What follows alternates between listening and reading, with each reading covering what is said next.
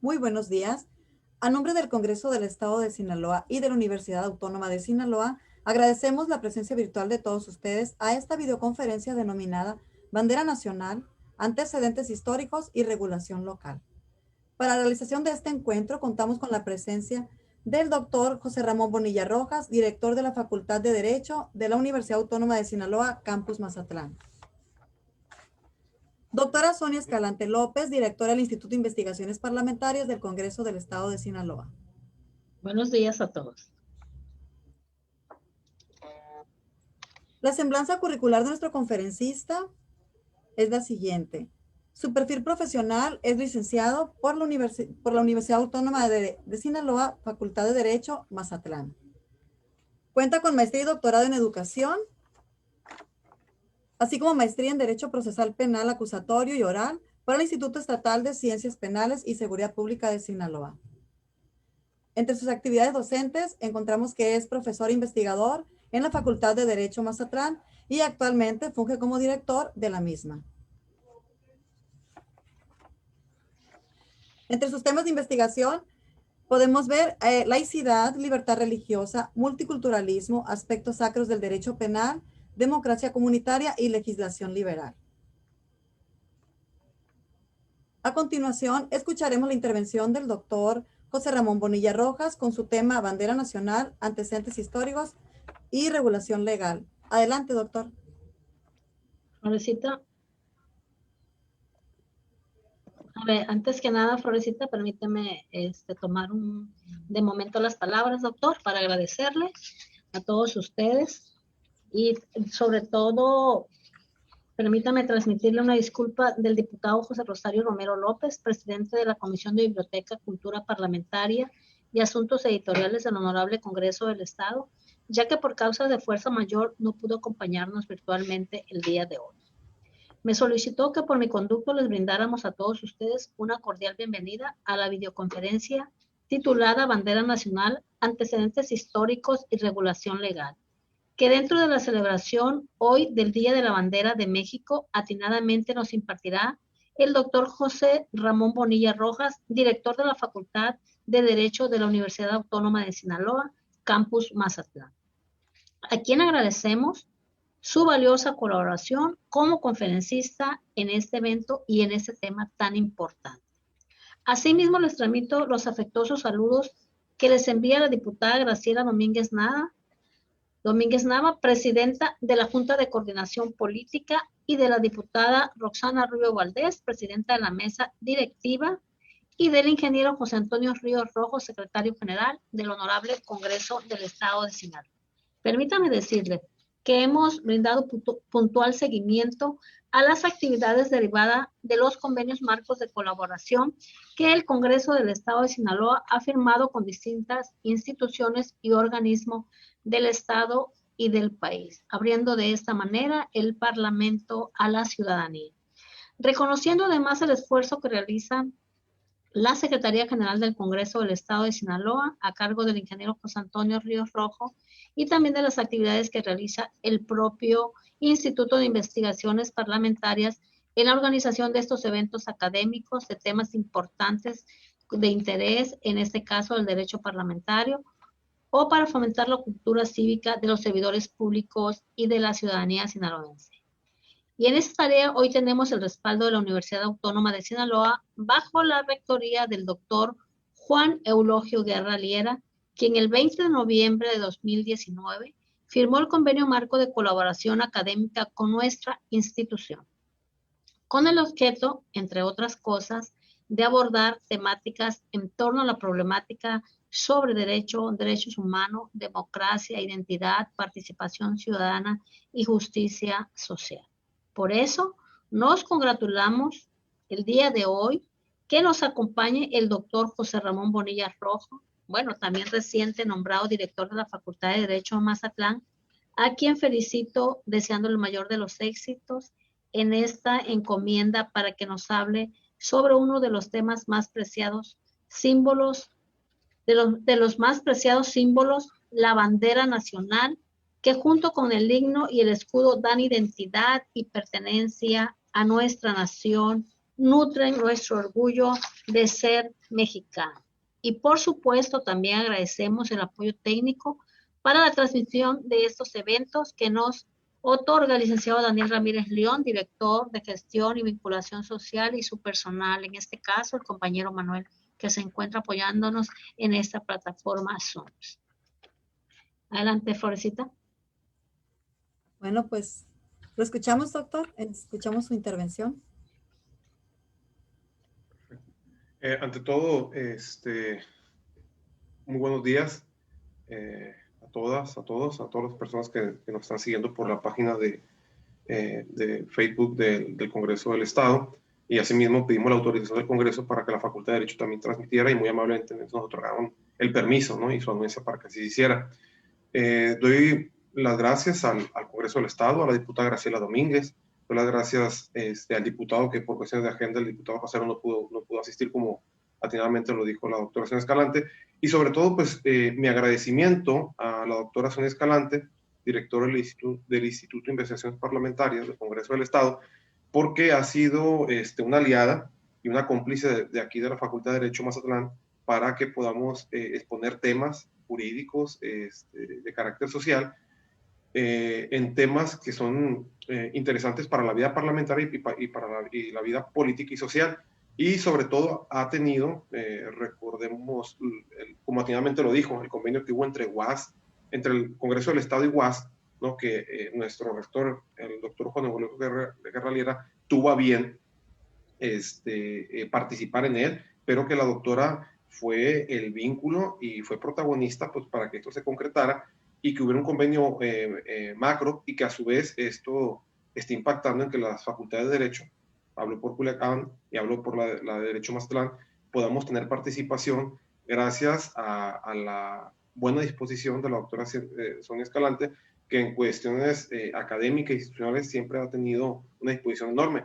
Y de hecho, no quiero extenderme mucho, sé que el tiempo es reducido, pero también la doctora, lo digo públicamente, ha sido una persona enormemente protagonista para que en escasos días se pueda firmar un convenio específico entre el Instituto de Investigaciones Parlamentarias y la Facultad de Derecho Mazatlán, a efecto de que los profesores de la facultad que yo en este momento estoy dirigiendo puedan estar asistiendo a congresos, a reuniones virtuales, a pláticas, a conferencias, ¿no? Y la doctora pues me emplazó y me dijo, pues si usted quiere que los profesores vengan, pues ponga usted el ejemplo, y usted como director, pues le encargo que usted empiece, ¿no?, para que muestre la buena voluntad. Y pues cumpliendo con el compromiso con la doctora, pues aquí estamos. De nuevo, muchas gracias. Licenciada Flor Loera, muchísimas gracias por el trabajo que realiza en el instituto. Doctora, nuevamente, gracias. Y con el permiso de usted, procedo a dar rápidamente una breve charla, ¿no?, sobre la bandera nacional, dado que hoy se conmemora, es el día, ¿no? Entonces, muchísimas gracias por la invitación, y pues iniciamos con la conferencia. Debo decirles algo, ¿no? El problema de la bandera nacional, ¿no?, que parece un asunto bastante sencillo, quiero tocarla por la cuestión de tiempo de manera histórica y legal lo más breve que se pueda, ¿no?, sobre todo para dar un preámbulo. Sabemos que los tiempos son reducidos, y empiezo rápidamente con los orígenes de la bandera, ¿no? ¿Cuál es el significado de esos colores, ¿no? Ahorita vamos a ver que hay una historia oficial y una historia no oficial respecto de eso, y una regulación legal de la propia, de la propia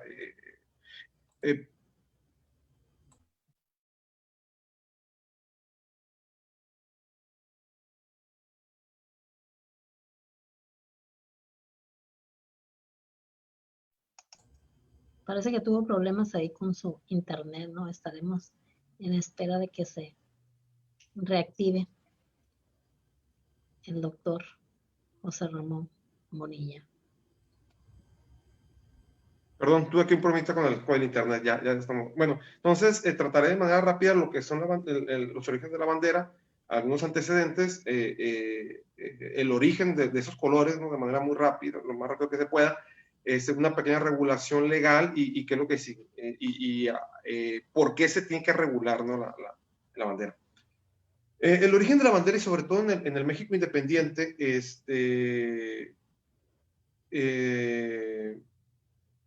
se remonta al, al México independiente cuando, perdón, antes del México independiente, previo a ello, al proceso de independencia, ¿no? Donde empieza a haber esta idea de los estandartes y de lo que se tienen que utilizar para poder dar identidad a los grupos. Un antecedente de la bandera como tal es el estandarte de la Virgen de Guadalupe. Está en un libro de historia de la primaria, de la secundaria, de la preparatoria, ¿no? Donde se precisa que el estandarte de la Virgen de Guadalupe del Cura Hidalgo es de los primeros que empieza a... Es de los primeros emblemas que utilizan para identificar un grupo. Se identificó con el grupo insurgente, que era el estandarte de la Virgen de Guadalupe, que representaba una serie de distinciones, ¿qué podría decir? Representaba el ideal del México que en ese momento ya estaba aflorando, pero que no se reconocía legalmente. Estoy hablando de una población mestiza, de una población indígena y sobre todo de una advocación mariana que era autóctona, ¿no? Entonces, ahí se vuelve importante.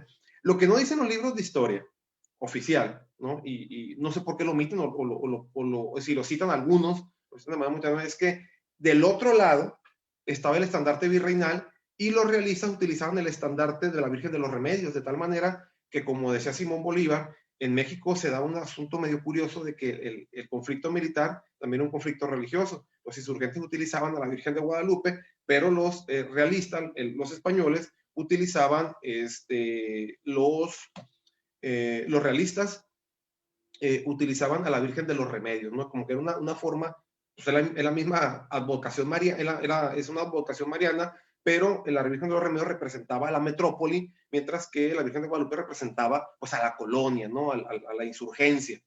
Bueno,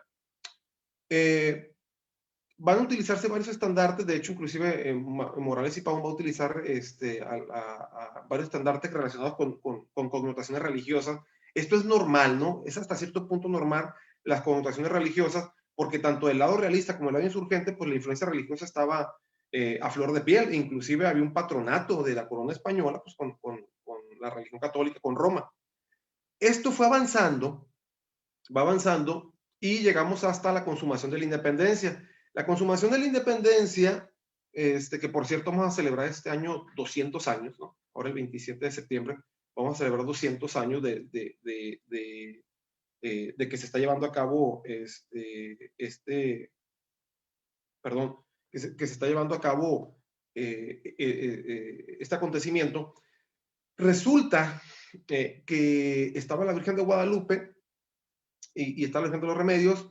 Viene la transición, la consumación de la independencia, que los libros de historia lo ponen muy atenuado, inclusive como que fue un asunto de economía, pero fue un acuerdo diplomático derivado, curiosamente, de la legislación liberal que se está implementando en España y que aquí en México no quería que se implementara. Entonces, hubo que utilizar colores emblemáticos, ¿no? Pues para simbolizar la nueva nación. Todos sabemos que esto se fraguó en el famoso Templo de la Profesa, donde había un canónigo de nombre Mantés Monteagudo, Iturbide fue un artífice y una legitimación con el grupo insurgente que quedaba, que ya era muy marginal, que en este caso era Vicente Guerrero. Pero entonces ahí pues, tenemos que lograr la independencia de la metrópoli, pero la independencia de la metrópoli ocupaba símbolos. Los estados modernos, sobre todo a partir del siglo XIX, los estados necesitan procesos identitarios, lo que a veces Durkheim llama representaciones sociales. Las banderas se convierten en representaciones sociales de unidad y que tratan de plasmar la realidad o tratan de simbolizar la realidad. Nace la famosa bandera esta trigarante, ¿no? que la conocemos, que son con las franjas verde, blanco, rojo, ¿no? De manera diagonal, no de manera vertical como la tenemos ahorita.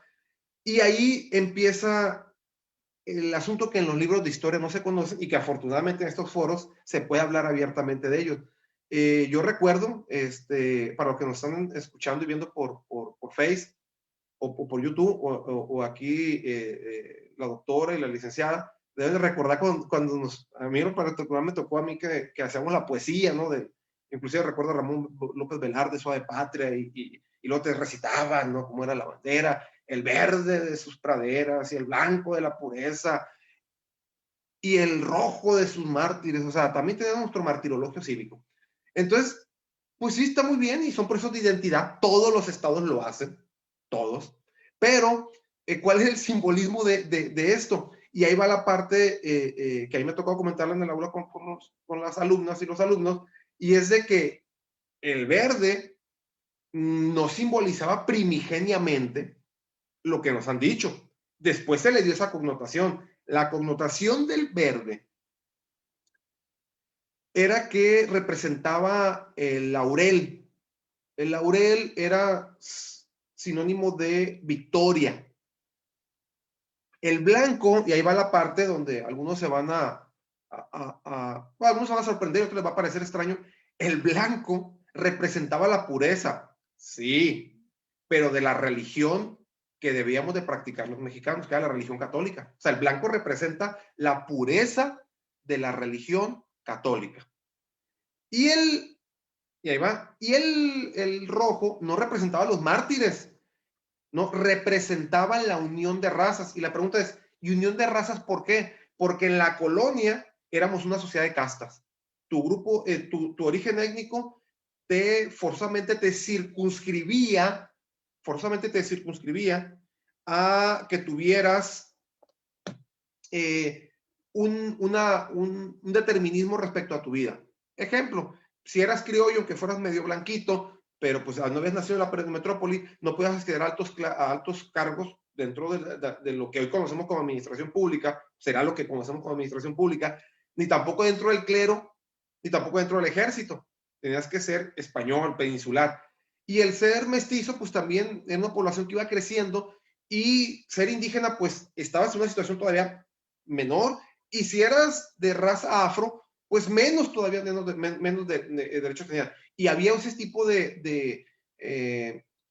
pues hoy sería un lenguaje discriminatorio del el lobo, el salta para atrás, el cambú, bueno, este tipo de mezcla étnica que se le daba una connotación racial y aparte tiene un significado étnico. Bueno, el rojo significa la unión, es decir, rompemos con la sociedad de castas y hacemos una sociedad más igualitaria. Bueno, ¿por qué? Porque inclusive ese es el significado de Acatempa, ¿no? O sea, los privilegiados y los no privilegiados se abrazan. Digo, hay un debate histórico sobre ese famoso abrazo de Acatempa, no es el motivo aquí, pero eso simbolizaba. Pero tenemos un imperio, ¿no? Agustín Iturbide era la cultura política de la época, pues no había otra forma más que hacer un imperio, hacer una monarquía.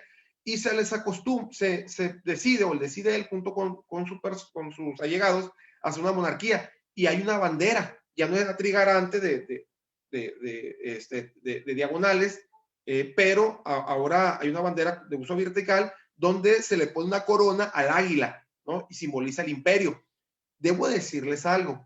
Las tres garantías, el grito, yo recordarán, por ahí en la primaria decían, dicen los libros de primaria, el grito o el lema de las tres garantías era ese: independencia, religión y unión. Independencia, verde, la victoria. Religión católica era el blanco, y unión, pues era la unión de las razas, que era el rojo. De tal manera que nacemos como un imperio católico, la religión tiene una función preponderante, y fracasa, 11 meses dura el imperio de Iturbide, hay una junta gubernativa, después pasamos al México independiente con la primera constitución, se quita de la bandera la figura la corona del águila, y ahí empieza a darse otra connotación. La bandera reflejaba lo que había.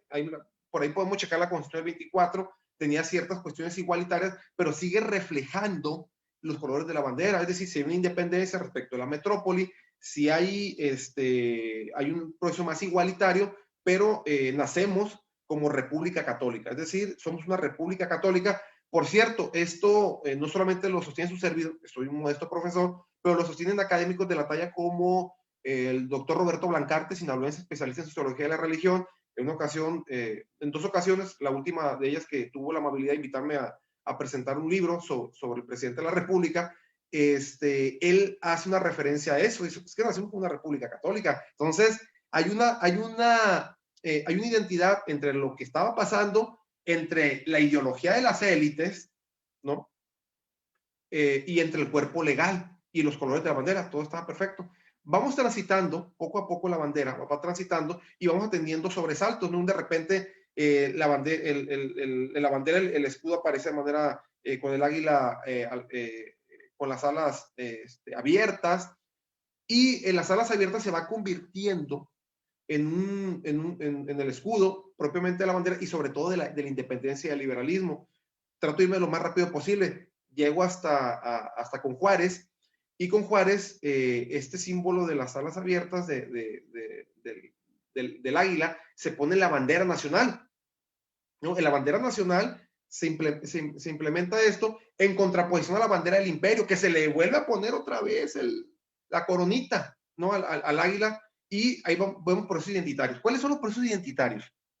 Que por un lado ves una bandera imperial que refleja los ideales conservadores, católicos y europeístas.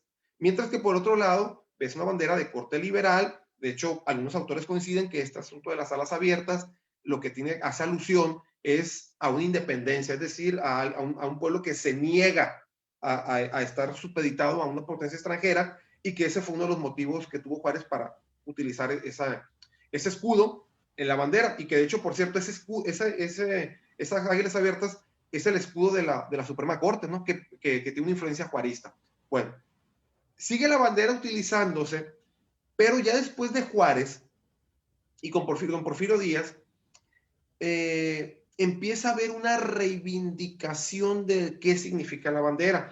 Debo decirles, y aquí hay académicos que nos están escuchando, que no, todo el siglo XIX no había historia oficial, había varias historias, circulaban varias historias. Afortunadamente, por lo que era Conaculta, tenemos accesos a los libros de otros autores que eran conservadores, entre ellos Lucas Alamán, que tienen una cosmovisión de la historia, porque ese era el pleito.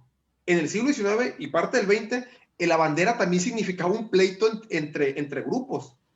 ¿Qué es lo que significaban? Con el advenimiento del liberalismo, se logra ir cambiando esta percepción de que la bandera tiene una connotación conservadora y que se vuelve más liberal. Y de ahí empieza este asunto de ver el verde de las praderas y el blanco de la pureza. Y a pesar de que somos muy laicos, utilizamos connotaciones religiosas. Los mártires que nos dieron patria, es decir, nuestra tradición religiosa, y que eso se plasma en la bandera, es que ocupamos un martirologio cívico, o lo que llama Enrique Krause en algunos de sus libros, ocupamos un santoral cívico, y la bandera era parte de ese santoral cívico que se necesitaba. Seguimos con el asunto de la bandera, pero déjenme decirle que parte del siglo XIX, la gran parte del siglo XIX, tenían muy claro, conservadores y liberales, sobre todo los ideólogos, que la bandera y el himno nacional, que fue de mediados del siglo XIX, eran productos conservadores, ¿no? Eran productos conservadores, es decir, tenían un sello conservador importante, ¿no? Pero pues en la historia, por ahí nos dicen que le escriben los vencedores, y al momento de que los liberales logran recuperar el poder, restauran la república, empieza a cambiar la idea, ¿no? De lo que significa la bandera, inclusive también el himno nacional, pero ese es otro tema, no, sería abordar otro tema que no nos corresponde, y la bandera se convierte en uno de los grandes símbolos ya de lo que es el Estado, que algunos dicen el Estado moderno, a partir de Juárez, ya con Porfirio Díaz, hasta llegar a la Revolución Mexicana. En la Revolución Mexicana se presenta otro problema con el asunto de la bandera.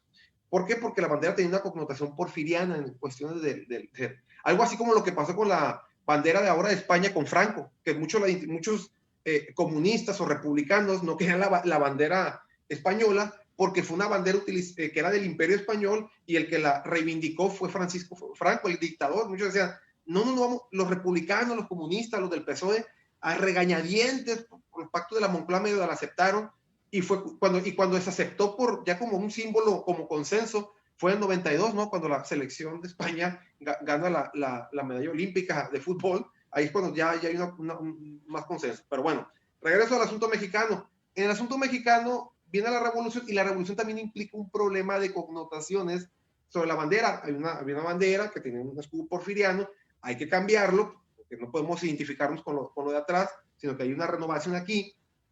Y la bandera empieza a tener ciertas regulaciones de decretos, de cuestiones menores, no de ley como tenemos ahora.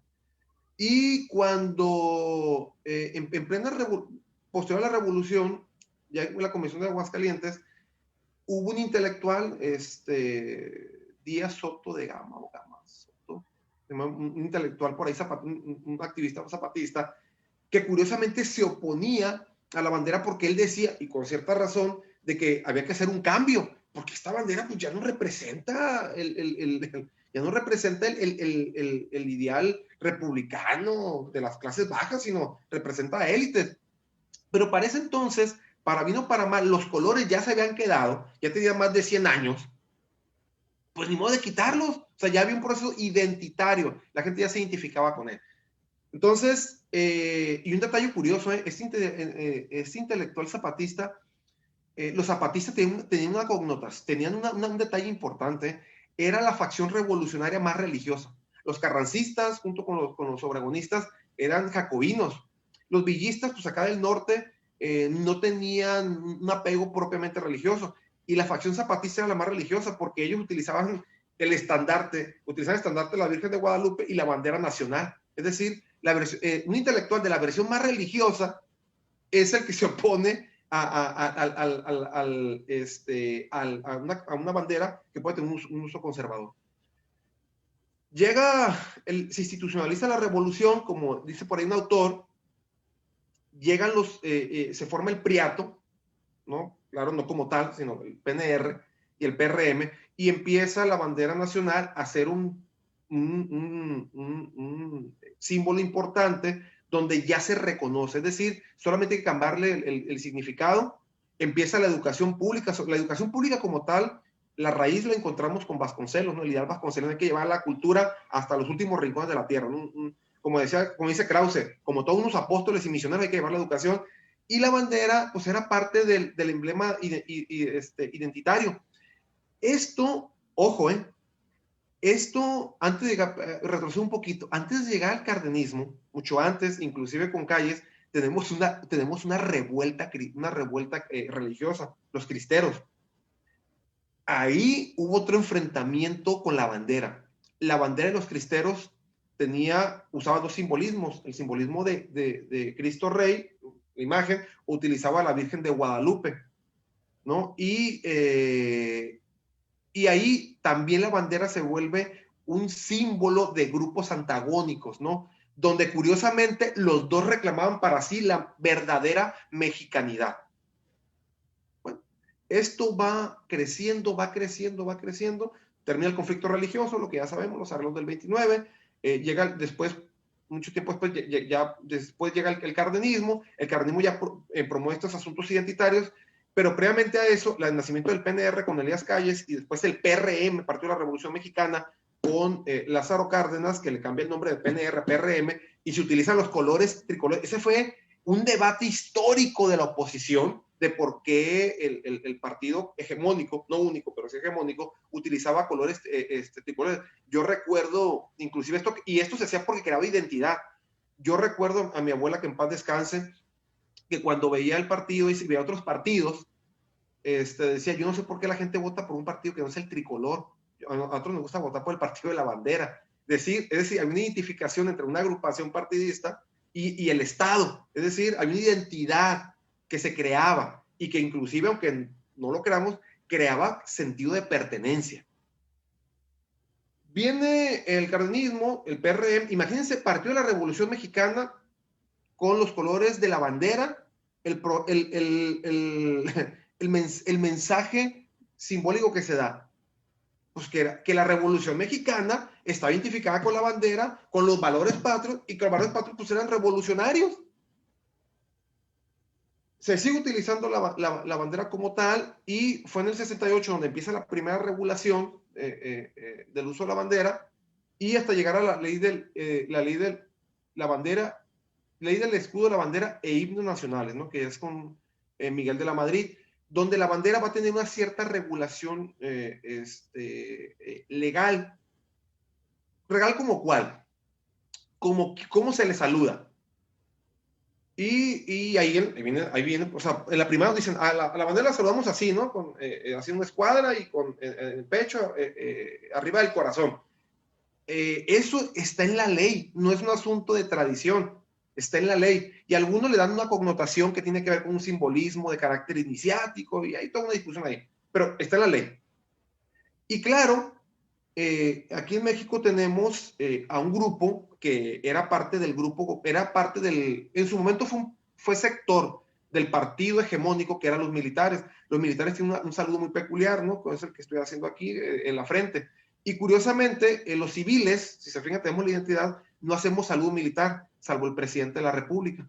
La pregunta es ¿por qué? Porque el presidente de la República es el único que se le permite que utilice esa boina, bueno, esa cachucha, boina, no sé cómo llamarle, con 5 estrellas, porque es el comandante supremo de la Fuerza Armada. Es el único civil que en una connotación de ceremonia militar puede saludar militarmente a la bandera. Y esto es un espectáculo. Yo lo veo cuando me ha tocado las graduaciones en la Facultad de Derecho, cuando era secretario académico, y recuerdo que pues siempre se le pide a los militares, por la solemnidad que tienen, ¿no? Para los honores, que se hagan los honores con su escolta.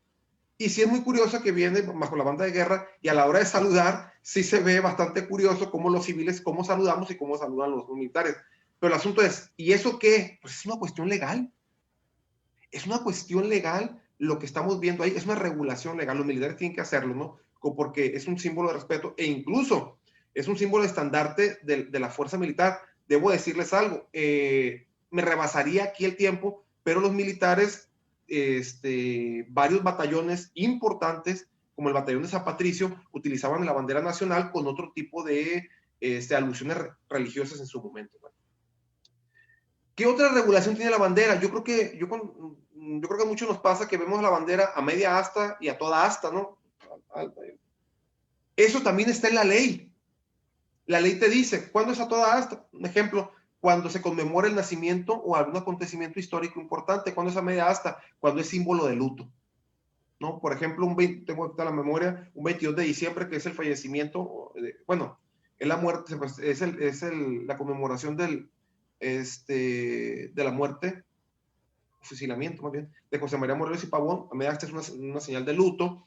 También debo decir que, por ejemplo, una de las últimas fechas que se incorporó a esta ley reglamentaria fue el 2 de octubre, en alusión al 2 de octubre de 1968, por los caídos, ¿no? En la Plaza de las Tres Culturas por la democracia. Textualmente ahí se pone, fue una iniciativa de años pasados que se incorporó como una muestra, ¿no? Y esto siempre te causa un cierto de morbo. Les voy a decir por qué. Porque sería importante cuando uno pasa un 2 de octubre y pasar por un campo militar y ver la bandera a media asta. ¿Por qué? Por la intervención que tuvieron los militares, arguyendo que obedecían órdenes. En cierto sentido tienen razón, y curiosamente el último libro que acaba de sacar un intelectual muy progresista, de Sergio Aguayo, es que los exculpa. Dice, no, realmente fueron engañados y obedeció una orden los militares. Pero imagínense en un campo militar a media asta por un 2 de octubre, sobre todo por el significado histórico que tiene esto. Y la otra es que también los gobernadores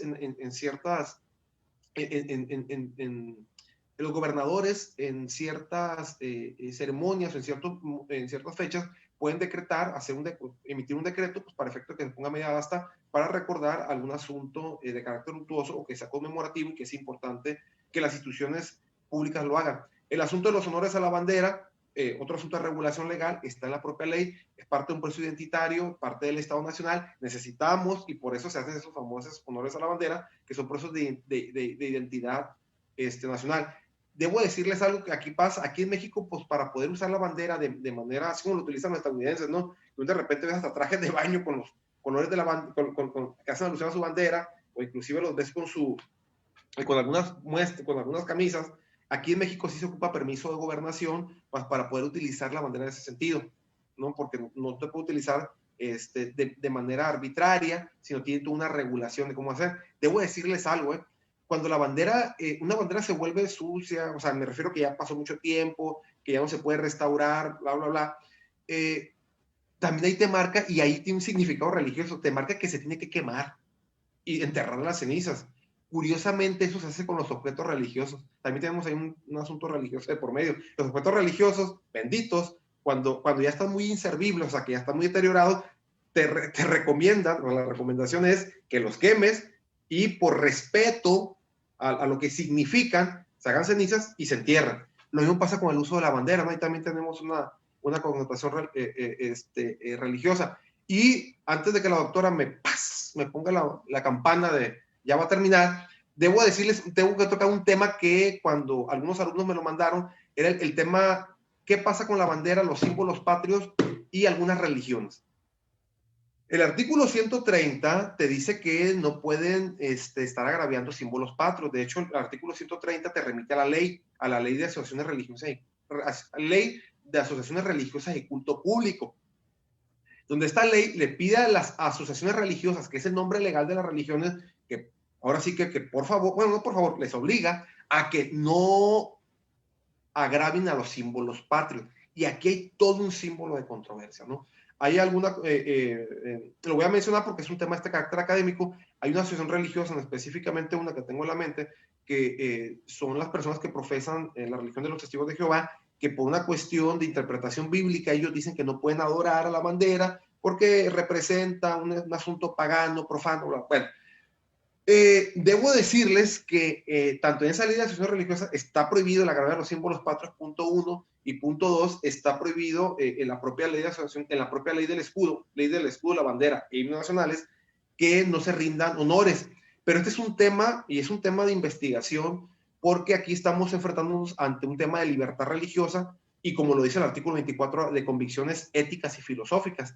De tal manera que aquí muchas personas de esta religión pueden válidamente, como se ha hecho en otros estados, decir que aunque no lo dice textualmente el artículo 24, pero lo encierra bajo este concepto de convicciones, la famosa objeción de conciencia. ¿Sabes qué? Yo no hago servicio militar, pero en este caso de la bandera, yo no le rindo honores, me paro, me pongo quietecito, pero no hago el saludo porque yo considero que me causa un problema de conciencia, ¿no? De tal manera que yo lo que creo es que, de acuerdo a mi convicción religiosa, estamos ante un ritual pagano. Bueno, ¿cuáles son los antecedentes judiciales respecto a ese asunto? Algunos tribunales colegiados, son muy pocos, pero algunos ya se han manifestado sobre esto, derivados de amparos en revisión, donde dicen textualmente, es un rito laico y no es un rito religioso, no te está afectando tu libertad religiosa, por lo tanto no hay obstáculo para que esto sea. Yo entiendo que los directores, los supervisores de escuelas se meten en un problema serio con los padres de familia al querer a los muchachos hacer lo que lo hagan. Eso es un criterio muy viejo, pero a partir de la reforma del 2008 y 2011, en materia de derechos humanos, yo creo que ahora la sensibilidad garantista, si me permiten el término, sí otorgaría el amparo por objeción de conciencia a estas personas, derivado de que pueden arguir esta cuestión de que yo no estoy agraviando, simplemente mantengo un respeto, no saludo, no hago no hago la seña pertinente o simbólica, pero simplemente me hago hacia atrás, pero no difamo, no injurio, no esto, no aquello. Bueno, pudiera ser una postura válida porque no es propiamente se está agraviando. Lo que sí es cierto que a la asociación religiosa se les prohíbe agraviar a los símbolos patrios de cualquier manera.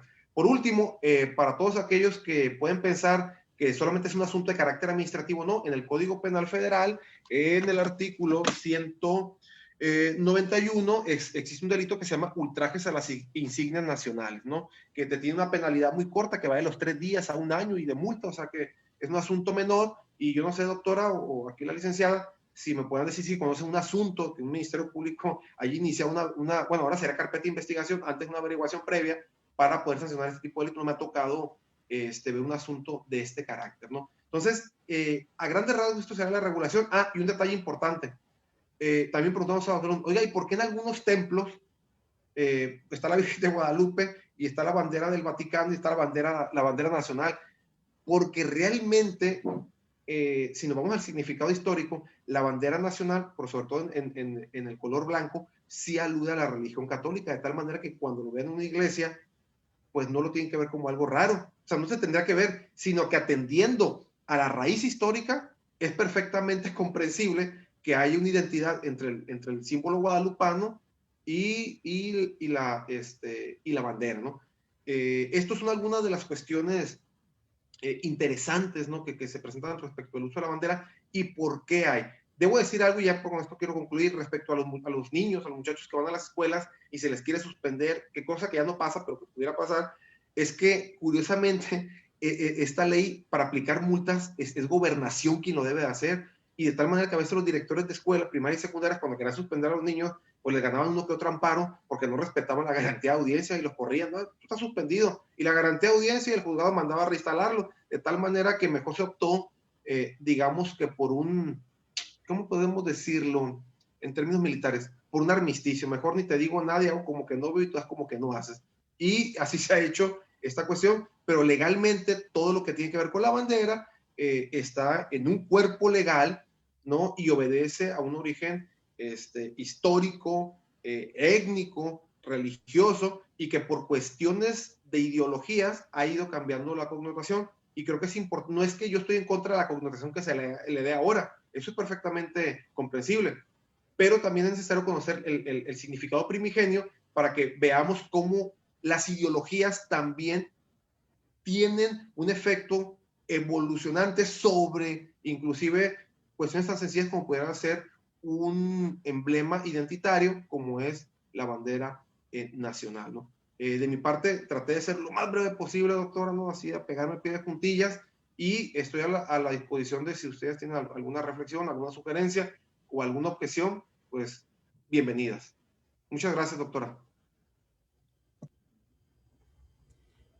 Agradeciendo su valiosa intervención, es momento de iniciar la sesión de preguntas y respuestas, y para ello cedemos el uso de la voz a la doctora Sonia Escalante López, directora del Instituto de Investigaciones Parlamentarias del Congreso del Estado de Sinaloa. Adelante, doctora. Muchas gracias, licenciada Flor. Felicidades, doctor Bonilla. La verdad, una excelente disertación en esa línea del tiempo de la historia de nuestro símbolo patrio, la bandera mexicana, ¿verdad? La bandera de México. Que además hablaba usted de la regulación de la ley de este símbolo, que el artículo 10 marca la obligatoriedad de las autoridades para que en este Día de la Bandera se realicen actividades que expresen la historia de la bandera. Así que nosotros estamos cumpliendo con esa obligatoriedad que nos marca esta ley sobre el escudo, la bandera y el himno nacional. Muchas felicidades, doctor.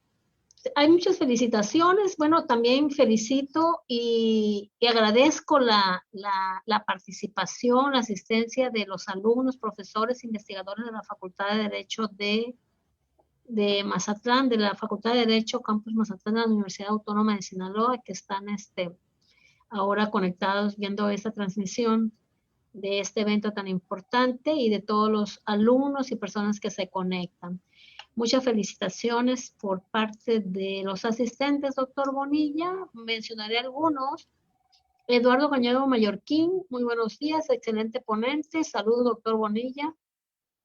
Francia Gómez comenta: para mí es muy interesante esas conferencias porque nos ayuda a tener más conocimiento de aprendizaje. Gracias a todas estas personas que participan.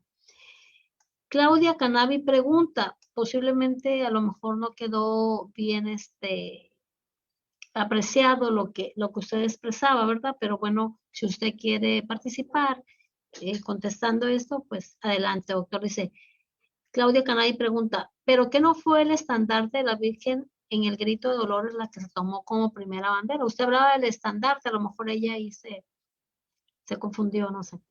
Sí, doctora, rápidamente, así como los programas de concursos, 30 segundos. Yo hablaba del estandarte de la Virgen de Guadalupe en el proceso de independencia con Miguel Hidalgo como un antecedente de la bandera, de tal manera que no hay una bandera nacional y es uno de los antecedentes. Lo antecedente primigenio de la bandera nacional es la Virgen de Guadalupe, ¿no? Entonces, por eso es que en algún momento histórico, algunos grupos religiosos y otros grupos no religiosos ponen en el centro, no solo, por un lado aparecía el escudo y por otra parte aparecía la Virgen de Guadalupe, ¿no? Porque fue uno de los antecedentes de la bandera, de tal manera que esto fue evolucionando. Y se le considera, y inclusive hay consenso histórico, intelectuales y académicos, de que es un antecedente de hoy de la bandera. Nada más para precisar eso. Gracias, doctora. Muy bien, gracias, doctor. Contestada Claudia Canavi. Flor Arellano comenta, estas conferencias son extraordinarias, gracias. Un tema muy importante, excelente ponencia, Iris Delgado. Laura Sánchez Topete, me encantó su ponencia, muchas gracias, felicidades, doctor Bonilla. Aquí presente Escuela de Derecho Mazatlán, y hay muchos comentarios respecto a las felicitaciones por su disertación, doctor, y bueno, también por parte de nosotros, muchas felicidades, la verdad que es importante seguir teniendo ese sentido de identidad y de pertenencia, ¿verdad? De que estos símbolos hacen que tengamos nosotros ese sentido de pertenencia, identidad y que sentimos ese orgullo también de ser mexicanos. Y además es la más bonita de todas, la bandera de México. Flor, ¿hay alguna otra cosa en el programa? Bueno, pues agradecemos su valiosa contribución, doctora. Continuamos con usted. Vamos a pedirle el favor de que dé lectura al reconocimiento para nuestro conferencista, clausure este evento y pues nos quedamos con la doctora Sonia Escalante López, directora del Instituto de Investigaciones Parlamentarias, para que le dé lectura a este reconocimiento a este gran director de la Facultad de Derecho. Muy bien. Doctor Bonilla, pues leo el reconocimiento que le haremos llegar. El H. Congreso del Estado de Sinaloa otorga el presente reconocimiento al doctor José Ramón Bonilla Rojas por su excelente participación como expositor en la videoconferencia Bandera Nacional, Antecedentes Históricos y Regulación Legal, transmitido el día miércoles 24 de febrero del año 2021 a las 10 horas, a través de las plataformas digitales Zoom y Facebook Live del Honorable Congreso del Estado de Sinaloa.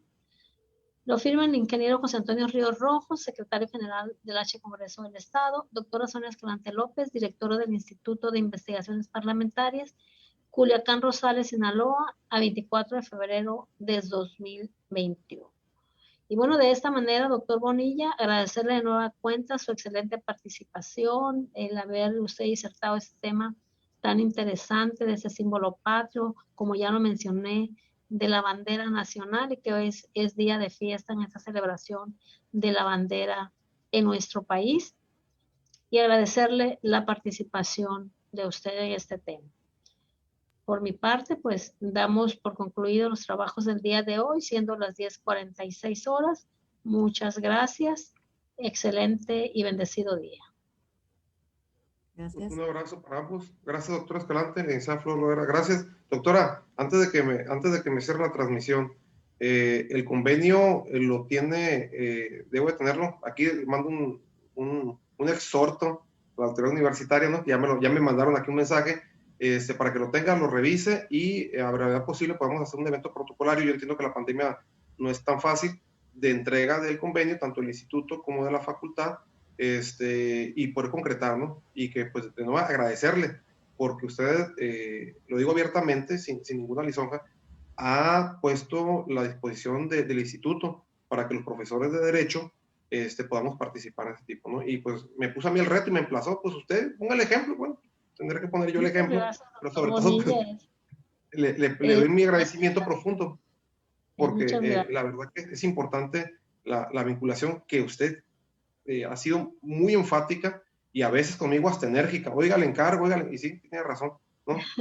Ya, yo me someto a lo que diga y en breve concretizamos el convenio que ya está en el tintero, y que usted lo revise y estaremos a su disposición. De nuevo, muchísimas gracias, ¿no? Por el apoyo que nos brinda. Doctor Bonilla, del convenio específico con la Facultad de Derecho de Mazatlán, y bueno, también hay que reconocer también esa disposición doctor Bonilla, que ha tenido la legislatura, en este caso la presidenta de la Junta de Coordinación Política, para que este Congreso del Estado sea de puertas abiertas. Y bueno, ellos nos han apoyado en todos los eventos, en todos los trabajos de ese acercamiento con la academia, con la investigación, y tenemos ese respaldo pues de quienes son los líderes en este honorable Congreso del Estado, la diputada Graciela Domínguez Navas, el secretario general, el ingeniero José Antonio Ríos Rojos, y la diputada Rosana Rubio también, que tenemos el respaldo de ellos para llevar a cabo todos estos eventos